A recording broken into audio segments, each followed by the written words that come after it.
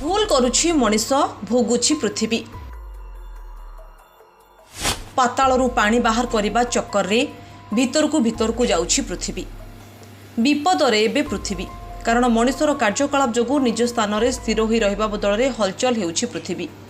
Seoul national ୟୁନିଭର୍ସିଟିର ଭୂବିଜ୍ଞାନୀ କି when ସେଓ ଏବଂ 20 HARP 2026 ଜର୍ନାଲ ଅଫ୍ ଜିଓଡେସି ଓ ନେଚର ରିପୋର୍ଟରେ ଏକ ଚାଞ୍ଚଲ୍ୟକର ତଥ୍ୟ ସାମ୍ନାକୁ ଆସିଛି।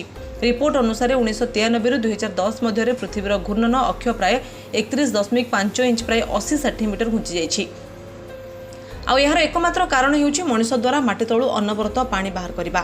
ନାସାର ବୈଜ୍ଞାନିକମାନେ ଏହାକୁ ଏକ ବୁଲୁଥିବା ନଟୁର ଉଦାହରଣ ଦେଇ ବୁଝାଇଛନ୍ତି ଯେ ଯଦି ଏକ ସିଧା ବୁଲୁଥିବା ନଟୁର ଗୋଟିଏ ପଟେ ଗୋଟିଏ ପଥର ଲଗାଇ ଦିଆଯାଏ ତେବେ ତାର ଓଜନ ସନ୍ତୁଳନ ବିଗିଡ଼ିଯାଏ ଏବଂ ସେ ସନ୍ତୁଳିତ ହରାଇ ବସେ। ପୃଥିବୀ କ୍ଷେତ୍ରରେ ମଧ୍ୟ ସମାନ ଘଟଣା ଘଟେ।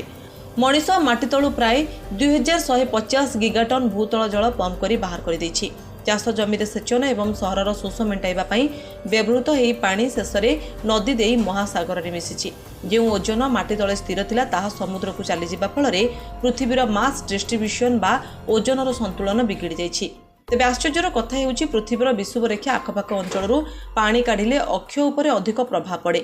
ପଶ୍ଚିମ ଉତ୍ତର ଆମେରିକା ଏବେ ଖାସ କରି ଉତ୍ତର ପଶ୍ଚିମ ଭାରତରେ ଯେମିତିକି ପଞ୍ଜାବ, ହରିୟାଣା ଓ ଉତ୍ତରପ୍ରଦେଶର ଧାନ ଚାଷ ପାଇଁ ଅତ୍ୟଧିକ ଭୂତଳ ଶୋଷଣ ହିଁ ପୃଥିବୀର ଏକ ସନ୍ତୁଳନ ବିଗାଡ଼ିବାର ମୁଖ୍ୟ ଦାୟୀ।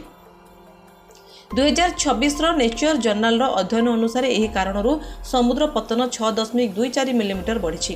ବିଶ୍ୱର 40ଟି ବଡ଼ ନଦୀର ଡେଲ୍ଟା ଅଞ୍ଚଳର ମାଟି ଭିତରକୁ ଧସିବା ଲାଗିଛି, ଯାହା ଉପକୂଳବର୍ତ୍ତୀ ସହରଗୁଡ଼ିକ ବୁଡ଼ାଇବା ପାଇଁ ଯଥେଷ୍ଟ।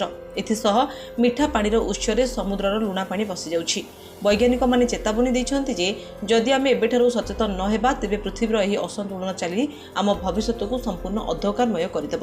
ନିଜ ପାଇଁ ନହେଲେ ବି ଏହି ସୁନ୍ଦର ଗ୍ରହ ପାଇଁ ଏବଂ ଆଗାମୀ ପିଢ଼ିର ଭବିଷ୍ୟତ ପାଇଁ ଜଳ ଅପଚୟ ନ କରି ସଂରକ୍ଷଣ କରିବା ଦାୟିତ୍ୱ ନିଅନ୍ତୁ।